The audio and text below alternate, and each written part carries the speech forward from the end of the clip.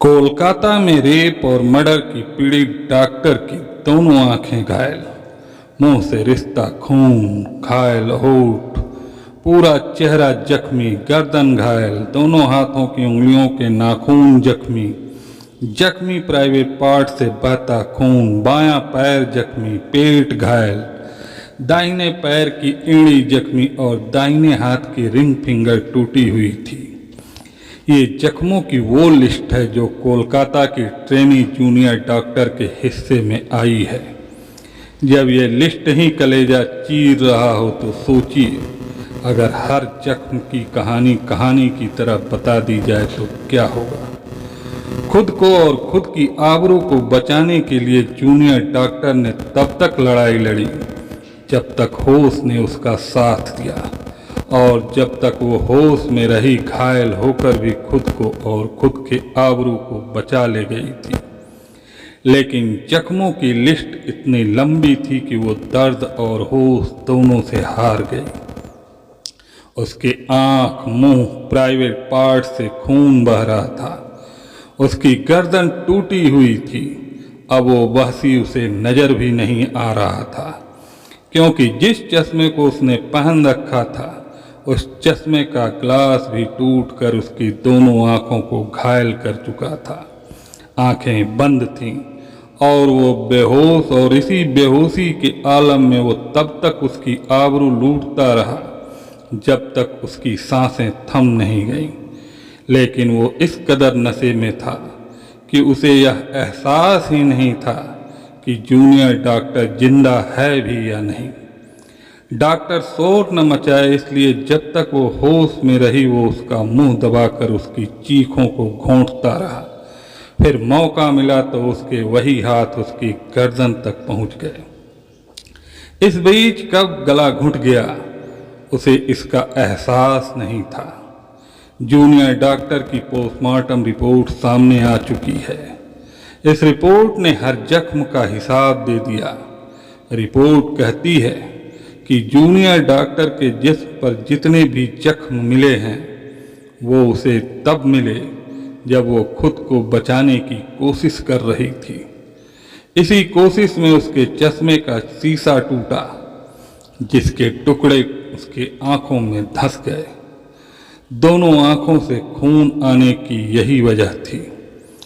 चेहरे, नाक, मुंह पर जो जख्म थे वो इसलिए आए क्योंकि आरोपी लगातार उसे काबू करने की कोशिश कर रहा था। रिपोर्ट के मुताबिक प्राइवेट पार्ट पर जख्म के निशान तब आए जब जूनियर डॉक्टर बेहोश हो चुकी थी और वो अपना गुस्सा उतार रहा था। पर जूनियर डॉक्टर के साथ संजय राय नाम के उस हैवान ने ऐसा क्यों किया? क्या संजय की जूनियर डॉक्टर से कोई दुश्मनी थी? क्या वो जूनियर डॉक्टर को हासिल करना चाहता था, या जूनियर डॉक्टर को लेकर उसकी नीयत खराब थी?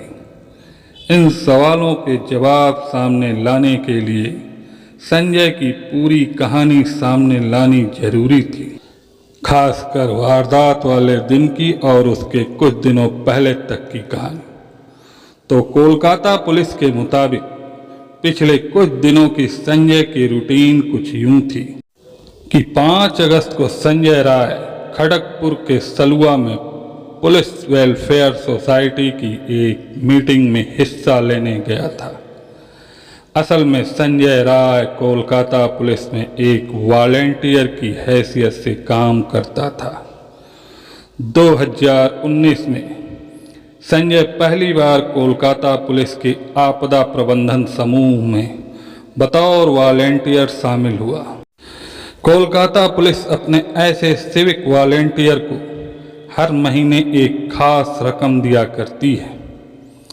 बाद में संजय राय आपदा प्रबंधन से पुलिस कल्याण डिपार्टमेंट में चला गया। कुछ वक्त के बाद उसे वहां से आरजी कर मेडिकल कॉलेज और अस्पताल पुलिस चौकी में तैनाती दे दी गई। फिलहाल वो यहीं तैनात था। हालांकि वो सिर्फ एक वॉलेंटियर था, लेकिन इसके बावजूद वो अपनी बाइक पर केपी यानी कोलकाता पुलिस का टैग लगाकर चलता था। यहाँ तक कि वो केपी लिखी टोपी और टी शर्ट भी पहना करता था, लेकिन असल में वो अस्पताल में दलाली करता था। चूंकि वो कोलकाता पुलिस के लिए ही काम करता था, इसलिए पुलिस के साथ उसके अच्छे संपर्क थे।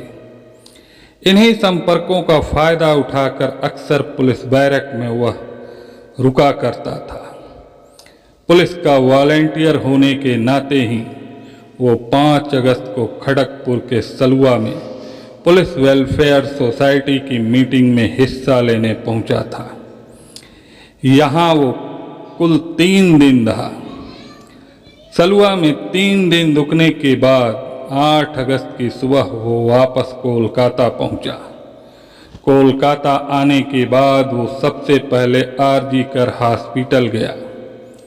संजय अक्सर सरकारी अस्पताल में मरीजों को दाखिला दिलाने के नाम पर एक दलाल की तरह पैसे भी वसूला करता था। 8 अगस्त को भी उसने इसी तरह एक मरीज को अस्पताल में भर्ती कराया। भर्ती कराने के बाद वो अस्पताल से चला गया। इसके बाद वो पूरे दिन अस्पताल नहीं गया। 8 अगस्त की ही रात करीब 11 बजे संजय वापस आरजी कर अस्पताल पहुंचता है। यहीं वो उस मरीज से मिलता है जिसे दिन में उसने भर्ती करवाया था।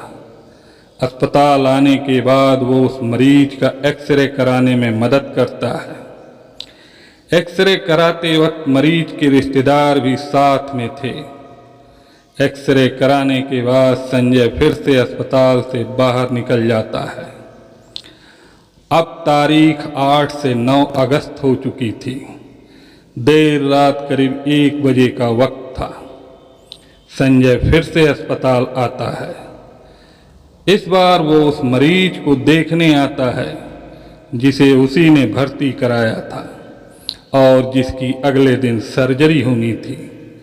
मरीज को अटेंड करने के बाद वो उसी मरीज के एक तीमारदार के साथ अस्पताल की बिल्डिंग के पीछे हिस्से में जाता है। वहाँ दोनों शराब पीते हैं।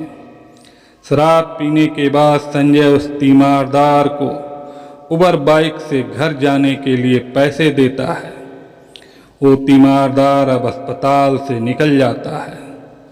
अब रात के 3 बज चुके थे। तीमारदार को घर भेजने के बाद नशे में संजय फिर से अस्पताल की मेन बिल्डिंग में दाखिल होता है।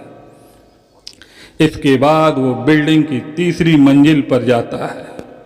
इस फ्लोर पर चेस्ट मेडिसिन डिपार्टमेंट था और इसी फ्लोर पर एक सेमिनार हॉल था।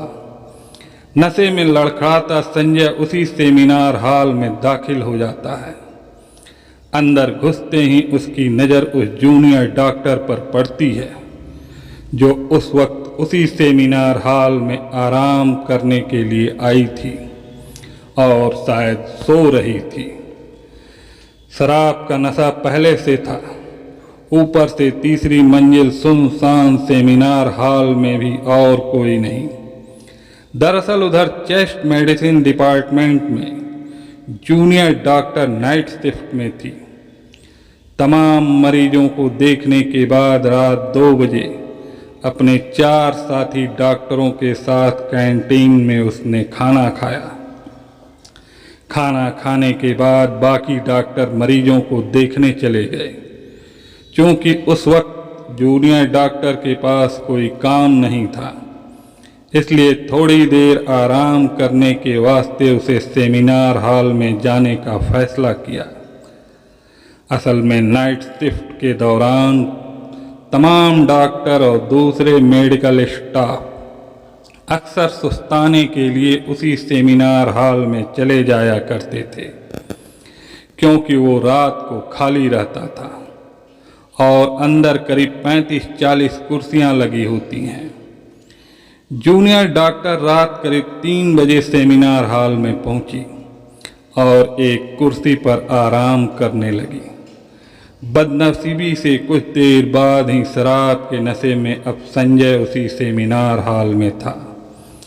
और इसी हाल में तमाम जद्दोजहद के बावजूद जूनियर डॉक्टर खुद को उसके चंगुल से आज़ाद नहीं कर पाई। संजय करीब 40 मिनट तक इस सेमिनार हॉल में रुका था। इसके बाद वो वहाँ से निकल जाता है। जब संजय अस्पताल से निकला तब सुबह के 4:37 हुए थे। कमाल देखिए, एक डॉक्टर की आबरू लूटने और उसकी जान लेने के बाद वो अस्पताल से निकलकर कहीं और नहीं, सीधा करीब में ही मौजूद कोलकाता पुलिस के बैरक में जाकर सो जाता है। अब सुबह के करीब 8 बज चुके थे। ठीक इसी वक्त अस्पताल का एक स्टाफ तीसरी मंजिल के उस सेमिनार हॉल में दाखिल होता है। वहाँ उसकी नज़रों के सामने जूनियर डॉक्टर की लाश पड़ी थी। थोड़ी ही देर में पूरे अस्पताल में हंगामा मच चुका था। कोलकाता पुलिस अब मौके पर पहुंच चुकी थी। मौके पर जूनियर डॉक्टर की लाश के साथ उसका लैपटॉप और मोबाइल पड़ा था, साथ ही एक नेक बैंड ब्लूटूथ। लाश पर ऊपरी कपड़े तो थे पर नीचे के नहीं। मामला एक सरकारी अस्पताल के अंदर एक जूनियर डॉक्टर के रेप और कत्ल का था। कोलकाता पुलिस अब अपनी तफ्तीश शुरू करती है। नाइट शिफ्ट में मौजूद तमाम स्टाफ से पूछताछ होती है। अस्पताल के सभी सीसीटीवी कैमरों को खंगाला जाता है। खासकर तीसरी मंजिल पर मौजूद सेमिनार हॉल की तरफ जाने और आने के रास्तों पर लगे हर कैमरों को बारीकी से चेक किया जाता है। और तब पहली बार उसी कैमरे में लड़खड़ाता संजय राय नजर आता है। कोलकाता पुलिस का अपना वॉलंटियर। पुलिस को पहला क्लू इसी कैमरे ने दिया। दरअसल पुलिस ने जब ध्यान से सीसीटीवी कैमरे को देखा तो पाया कि रात को जब संजय सेमिनार हॉल में गया तब उसके गले में ब्लूटूथ नेक बैंड था। लेकिन जब वो सुबह करीब 4:35 पर सेमिनार हॉल से बाहर निकला तब गले में नेक बैंड नहीं था और इत्तेफाक से जूनियर डॉक्टर की लाश के साथ पुलिस को एक नेक बैंड मिला था। अस्पताल के स्टाफ से ये पता करने में देरी नहीं लगी कि संजय पुलिस का वॉलंटियर है और अक्सर पुलिस बैरक में ही रात गुजारता है। फौरन पुलिस की एक टीम बैरक पहुंचती है। सोए हुए संजय को उठाया जाता है और पूछताछ के लिए थाने लाया जाता है। पर संजय से पूछताछ से पहले ही नेक बैंड ब्लूटूथ अपनी गवाही दे चुका था। मौके से मिला वो ब्लूटूथ बड़ी आसानी से संजय के मोबाइल से कनेक्ट हो चुका था। अब शक की कोई गुंजाइश नहीं थी कि मौके से बरामद नेक बैंड ब्लूटूथ संजय का ही है। कोलकाता पुलिस संजय की गिरफ्तारी के साथ ही ये दावा कर देती है कि जूनियर डॉक्टर के रेप और कत्ल का मामला सुलझ गया है। लेकिन अब भी कोलकाता पुलिस पर शक करने लायक कई सवाल हैं। मसलन जूनियर डॉक्टर की कदकाठी को देखते हुए संजय का उस पर अकेला काबू पाना लोगों के गले नहीं उतर रहा है। ऐसे बहुत से लोग हैं जिन्हें पुख्ता यकीन है कि जूनियर डॉक्टर का गुनाहगार अकेला संजय नहीं बल्कि कुछ और लोग भी हैं। हालांकि इस सवाल के जवाब में कोलकाता पुलिस ने कहा है कि उसने जूनियर डॉक्टर और संजय दोनों के डीएनए सैंपल लैब में भेज दिए हैं। अगर जूनियर डॉक्टर के साथ जबरदस्ती करने वालों में संजय के अलावा और भी लोग शामिल हैं तो डीएनए रिपोर्ट से साफ हो जाएगा। इसी बीच इस मामले को लेकर कुछ याचिकाएं कोलकाता हाई कोर्ट में दाखिल की गईं। जिस पर सुनवाई करते हुए कोर्ट ने कोलकाता पुलिस की जांच पर हैरानी जताते हुए इस मामले को सीबीआई को सौंप दिया ताकि मामले की जल्दी और निष्पक्ष जांच हो सके। अब देखना यह है कि सीबीआई कितनी जल्दी उस डॉक्टर बिटिया को इंसाफ दिला पाती है। कथा पुलिस सूत्रों और न्यूज पर आधारित है। आशा करता हूं कि इस क्राइम स्टोरी से आपको जरूर कुछ सीख मिली होगी, तो आप हमें कमेंट करके ज़रूर बताएंगे। और हाँ, इस चैनल को ज़रूर सब्सक्राइब कर लें ताकि आपको इस तरह की कहानियों से हम रूबरू कराते रहें और आपको इस चैनल पर प्रकाशित होने वाली कहानियों के नोटिफिकेशन तुरंत मिलती रहे। धन्यवाद।